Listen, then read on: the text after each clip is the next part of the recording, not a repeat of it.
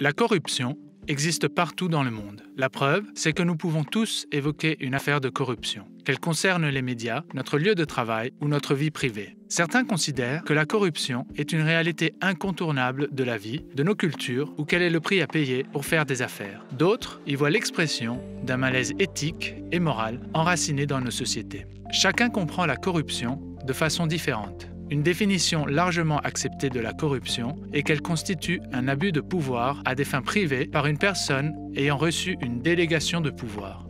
La délégation de pouvoir concerne toute personne ayant un certain pouvoir, par exemple le pouvoir de décider pour autrui, ou le fait d'avoir accès à des actifs que cette personne est censée protéger. Ce pouvoir peut nous être confié par notre employeur, par des bailleurs de fonds ou par les populations qui financent nos interventions par le biais de leurs impôts. Ainsi, les définitions de la corruption et de la délégation de pouvoir ne concernent pas seulement le personnel politique ou les fonctionnaires. L'expression à des fins privées fait référence à tout enrichissement lié à des éléments de valeur, tels que sommes d'argent, cadeaux, biens et services, faveurs, etc. La corruption ne conduit pas nécessairement à un enrichissement personnel de la personne impliquée. Elle peut tout autant bénéficier par exemple à un ami de cette personne ou à un membre de sa famille, ou encore à un associé. Elle peut aussi faire référence à l'enrichissement personnel d'une entreprise ou d'une organisation et pas nécessairement à l'un de ses membres. La corruption peut prendre de multiples formes, telles que la fraude, les pots de vin, les dessous de table, le favoritisme, l'extorsion de fonds, laquelle peut avoir des conséquences particulièrement désastreuses comme l'exploitation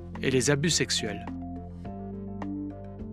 La corruption étant ainsi définie, la question de savoir pourquoi nous, acteurs de l'aide humanitaire et du développement, devons lutter contre la corruption peut sembler indéniable. Afin de montrer l'évidence de la réponse à cette question, essayons tout de même de préciser les différents éléments sur lesquels repose notre raisonnement. La corruption représente des coûts importants et a des effets négatifs sur le développement socio-économique et politique. Elle met en péril l'état de droit et est une cause profonde de conflits. De plus, elle alimente les conflits en cours en renforçant les inégalités de pouvoir existant au sein de la société. Selon l'ONU, le coût global de la corruption excède de loin les dommages causés par toute autre forme de crime. La Forum économique mondial estime que le coût global de la corruption atteint au moins 4 milliards de dollars. Plus fondamentalement, la corruption détruit la confiance, l'identité et le tissu social qui contribuent normalement à unir les gens entre eux et a un impact disproportionné sur les personnes vulnérables et marginalisées. Lutter contre la corruption fait partie inhérente de notre mission en tant qu'acteur de l'aide humanitaire et du développement. Il peut être difficile de concevoir qu'un seul individu et les actes de corruption qu'il commet fassent partie de cet univers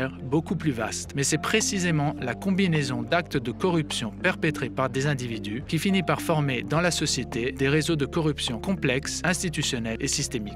Dans de nombreux pays, les tentatives de corruption sont elles-mêmes considérées comme des infractions pénales, qui donnent lieu à des condamnations pouvant aller de simples amendes à des peines de prison, au travail forcé et même, dans certains cas, à la peine de mort. En tant qu'acteurs de l'aide humanitaire et du développement, nous intervenons dans un environnement marqué de fortes différences en termes de pouvoir et de profondes inégalités, y compris entre les sexes. De telles conditions peuvent facilement entraîner des actes répréhensibles tels que la corruption, notamment sous la forme de pots de vin ou d'extorsion. Dans votre travail, ayez en permanence à l'esprit le fait que votre position vous confère un certain pouvoir et veillez à ne jamais abuser de ce pouvoir, ni pour votre enrichissement personnel, ni au profit d'autrui. La corruption nous empêche d'œuvrer normalement et de manière efficace. Elle porte atteinte à la responsabilité qui nous incombe, aussi bien en amont, vis-à-vis des bailleurs et du public, sur le plan interne à l'égard de notre organisation et de nos collègues, et, plus encore, en aval, vis-à-vis des populations et des communautés concernées qui sont détentrices de droits. Il existe également un élément de risque de lutte contre la corruption lié à la gestion des risques financiers, de réputation, juridique, de sécurité et de programmation. Vu sous cet angle, les nombreuses raisons justifiant la participation des acteurs de l'aide humanitaire et du développement à la lutte contre la corruption deviennent évidentes. Apprenez-en davantage dans la prochaine vidéo,